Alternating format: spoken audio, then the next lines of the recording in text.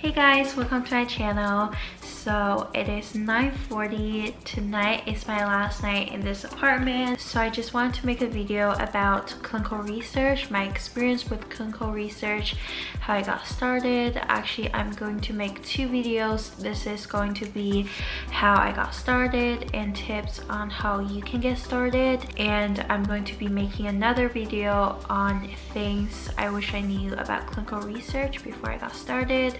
So if you're interested in that, it'll go up after this one, so make sure you follow or subscribe. If you have any questions, if I didn't answer your question in this or the next video, you can always leave comments and I will get back to you, I promise. Disclaimer, the job I'm currently doing, the internship I'm currently doing, is not my first clinical research position or experience, so a lot of things I say will be things I learned from different clinical research experiences, so this is not about the one I currently have. Before I get started, I just want to say, if you're interested in clinical research content, I guess I have more clinical research and medical school content. I have a lot of clinical research vlogs where I take you with me to work for a day, for a week. I also made a how much I spent in a week as a clinical research assistant. I think it's pretty interesting because you'll see I don't spend a lot of money, but I also spent a lot of money at the same time, if that makes sense. So yeah, that is going to be up either before or after this, I don't know. And yeah, like I said, this is going to be my last night in this apartment. I will miss this apartment so much. Tomorrow is the day I move out, so I want to make a empty apartment tour so I can remember this apartment, because I will be living in dorms again, college dorms. I have so much more to pack. My apartment's looking a mess, but I just want to film this just because I get a lot of questions and I want to help. I'm also still in school and also working full-time, so I don't know when this is going to be up, but I'm gonna try my best. Anyway, let's get started. So how I got this position. The short answer will be I went to a job searching website. I saw this position. I emailed the study PI or the MD, the doctor who is conducting this study. I emailed her my resume and she emailed me back and asked me if I was interested. And she actually offered me two different research projects. So I'm working on two research projects at the moment, but the job was only for one of them, if that makes sense. And like I mentioned, I also had other clinical research experiences before, and the way I got them was pretty much the same. I saw them on this website, I sent in my resume, and they emailed me. And that's the short version of the story. Now the long version. I'm a Master of Public Health student at Boston University, and to graduate we have to do this practicum. You have to do 240 hours of internship. This is definitely not how I imagined my summer before medical school would be. I wanted my summer before medical school to be chill, and now it's like I'm busy all the time, but it's okay. I really enjoy it. Like I said, I'm a Master of Public Health student,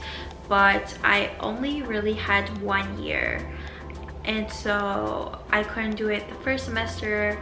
I didn't find a job for the second semester, so that's why I'm doing it over the summer. So yeah, it wasn't easy. I spent 6 months, literally 6 months, looking for this position. I had no luck in the first 6 months. Like, I had zero luck. But to be fair, I was also applying to medical school and doing other stuff.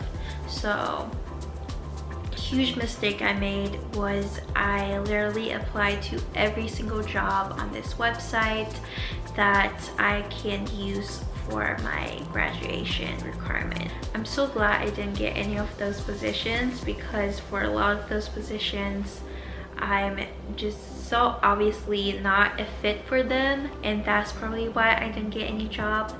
But I was literally so desperate. I applied to digital marketing, I applied to social media, NGOs or health organizations. I applied to those. What else did I apply to?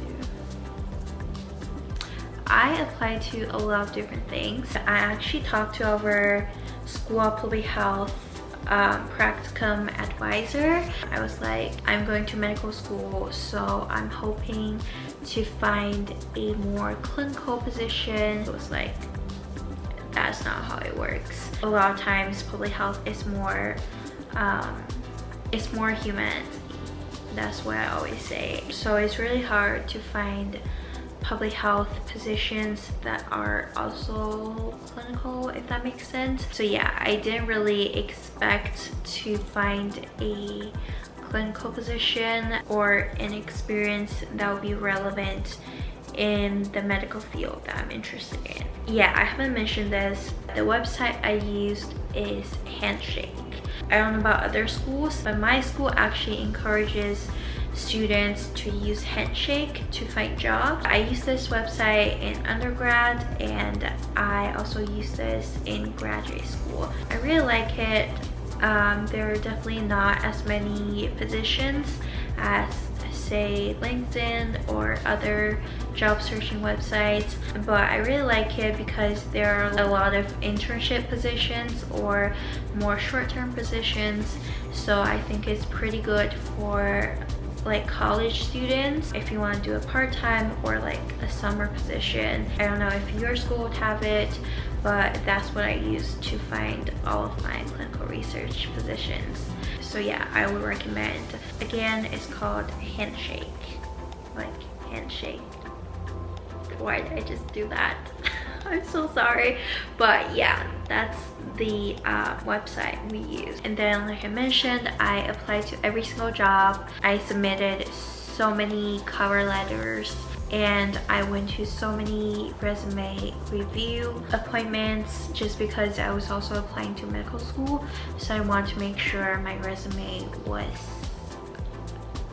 good enough. It's always easier to start with the ones where you don't have to submit a cover letter. You just send your resume, which should be pretty much the same for every position, or it doesn't have to be, but like it's just easier that way. It doesn't have to be different. A lot of positions also require cover letters, which should be different, should be targeted towards that position you're applying to.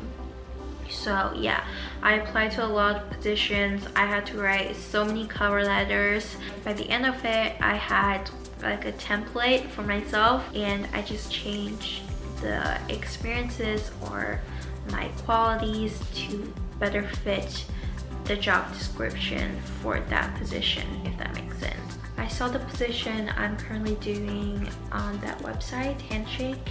The job description aligns with my personal interest and my experience, but a lot of them aligns with my personal experience just because I've worked like all over the place in every like medical industry. I worked for a pharma company, I worked for a UN agency, I worked for a hospital, research center, universities, all over the place. So I saw it, I was like, okay, good. I read the description, I sent my resume and a short cover letter to my current supervisor, the attending, the MD, the PI, whatever you want to call it. I didn't hear back for, I want to say, a week, but one day randomly I just got this email from the PI asking me if I'd be interested to work with her. She's also doing another study that I also have similar experience before, so she asked me if I'd be interested in working for the other study as well. She told me to give her a call the next day, which I did. I called her. I guess she was just really busy.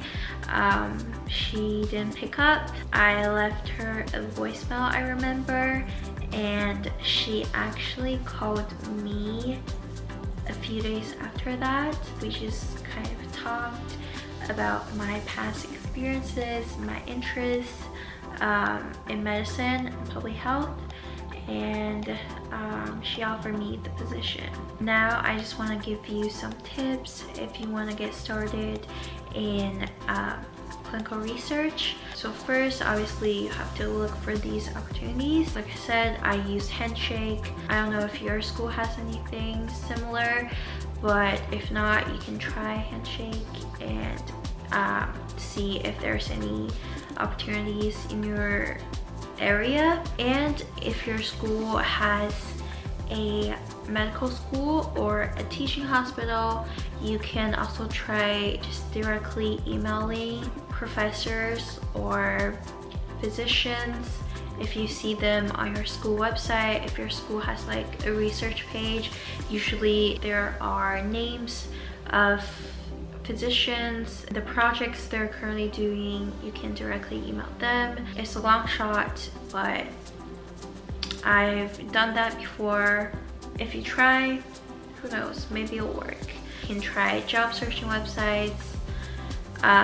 If your school has a medical school or a teaching hospital, some physicians might prefer students from their own school. It doesn't necessarily make the application process easier, but it'll make the onboarding process a lot easier. Something else you could try if you want to is if you know any physicians, like personally, if they're a family member or a family friend, or it could be your friend's parent, I don't know, you could try networking with them directly, asking them if they have any openings, or if they know of any openings, if they know any other people doing research, clinical research, or any types of research.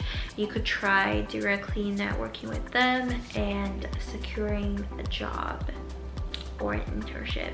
So now I want to give you more tips when you're actually applying.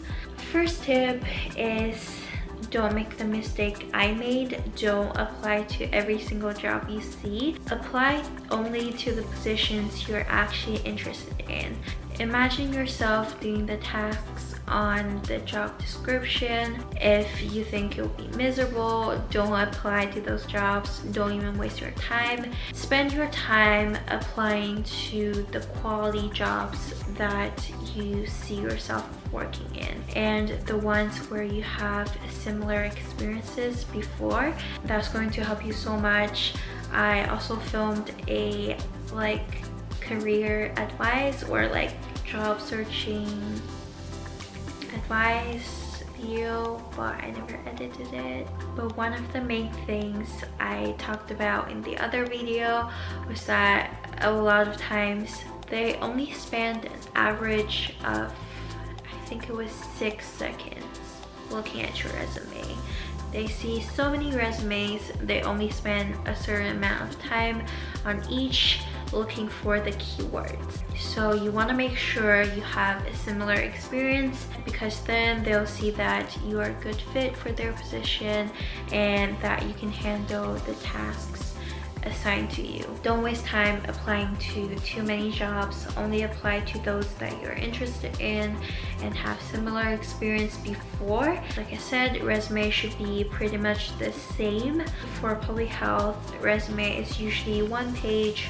Mine was 2 pages. I use it to apply to jobs in Europe, and the European standard CV is 2 pages.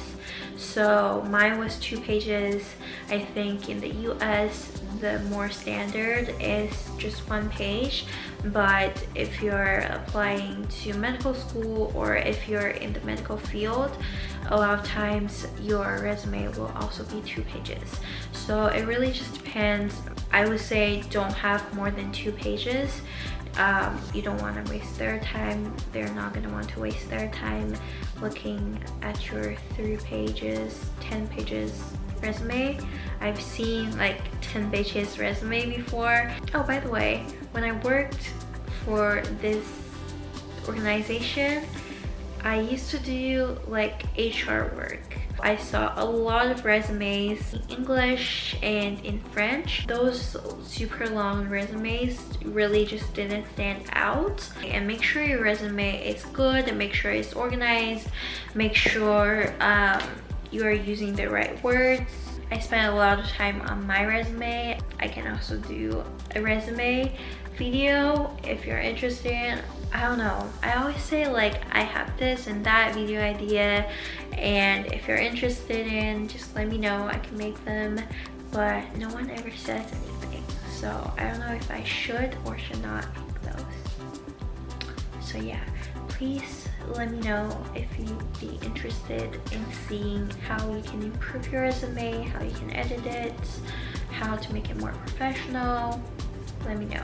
Another thing that's really important is cover letter. It's really important because that's your chance to show them that you are capable of doing what's on their job description, if that makes sense. Cover letter is so important, and it should be different. It should be targeted towards the jobs you're applying to, and it has to look different for each position because you're addressing to different manager. You have to mention the specific position you're applying to. I used to do cover letter like just the normal way, but then my school taught us the T formats cover letter, the T style. It's really useful, and I can definitely talk more about it in another video. Again, if you're interested, please let me know. It should be different for different positions, and it should be targeted towards that position you're applying to. So for example, if the position is COVID related, you can mention that you have past COVID tracing, volunteer experience, or whatever. It's just an example. Whatever the job is for, you want to mention your similar experiences, and whatever tasks are in their job descriptions, you want to mention what other similar positions you've had that you've done similar tasks, if that makes sense. And then for qualities, for example, if they say we want you to be able to use this software, you want to mention another experience you've had where you've used that software, if that makes sense. So yeah, I can definitely talk more about it. I don't want to spend too much time on it, but the last tip I have is to really prepare for your interviews. I got interview invitations from almost every single job that I've applied to, which is good, which means that my resume and cover letter were good enough, but I got rejected, or I didn't even get rejected, I just didn't hear back from a lot of them, which means the interviews probably didn't go so well. I thought some of them went well, but I guess not. I thought I was prepared, but there were moments where the questions were just so unexpected, and because I wasn't prepared for those questions, my mind kind of just like went blank. So yeah, really prepare for those. Even if you didn't prepare for that exact same question, if you have prepared for a similar question, you can kind of just start talking, and you can kind of just change your answer a little bit. At least you don't have to be there just thinking. And let me tell you, silence during an interview, it's really awkward. With that being said, if you don't know the answer, if you don't have an answer prepared for that question, take your time. Ask the interviewer, is it okay if I think about it?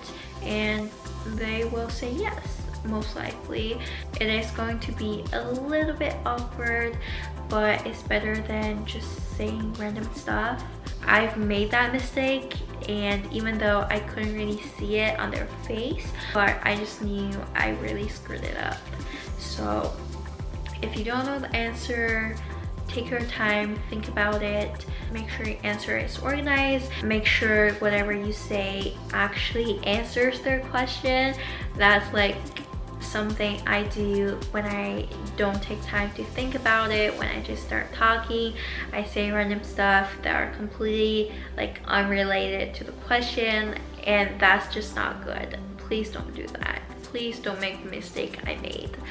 So yeah, prepare for the generic questions.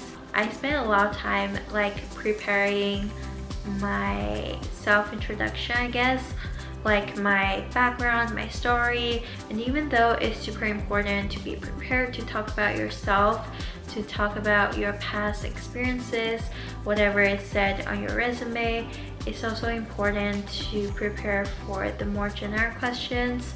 For example, like tell us a mistake you've made, tell us your latest job experience, what you liked about it, what you didn't like about it, tell us about your time management, how you're going to be able to juggle between different tasks. Make sure you spend a lot of time rehearsing, and a lot of schools offer mock interviews. Take advantage of those.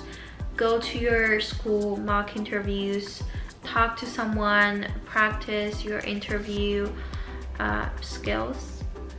I guess it is a skill. Yeah, that was all my tips on how you can secure a clinical research position. I guess I didn't really talk about requirements.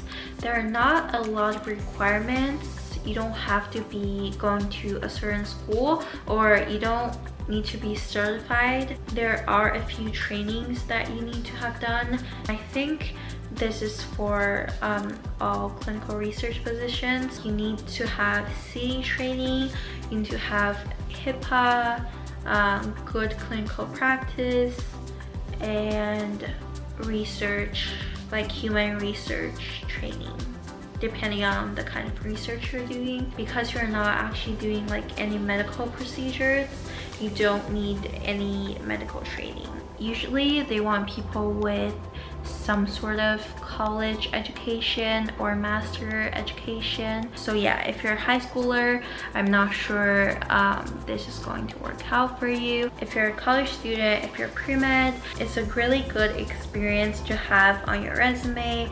It's a good networking opportunity to meet providers as well as co-workers, like other people on your team. It's a great experience to have for pre-med students or even medical students. A lot of people on my team are medical students. I loved it. I think it's going to help me in medical school and after medical school. And even though I'm finishing up soon, I'm still going to be involved in this project in medical school or in between medical school, like the summers. So yeah, I really love it, and I hope my tips and tricks were helpful. I hope that you can be inspired to try clinical research as well. It's great for public health experience and also medical school experience, more medical experience. But yeah, thank you so much for watching. I hope you enjoyed my tips and tricks and my story of how I got started. Like I mentioned, I will be doing a part 2. I will be talking about things I like, things I don't like about clinical research, my experience, and everything like that. So if you're interested, stay tuned for that. And if you're interested in more clinical research or medical school content, I guess, make sure to check out my other YouTube videos. But yeah, thank you so much for watching. As always, like, comment, subscribe. Like I said, if you have any questions, leave them in the comments. I will get back to you, I promise. Thank you so much for watching. Like, comment, subscribe. I already said that, but yeah, hopefully I will see you next time in part 2. Bye.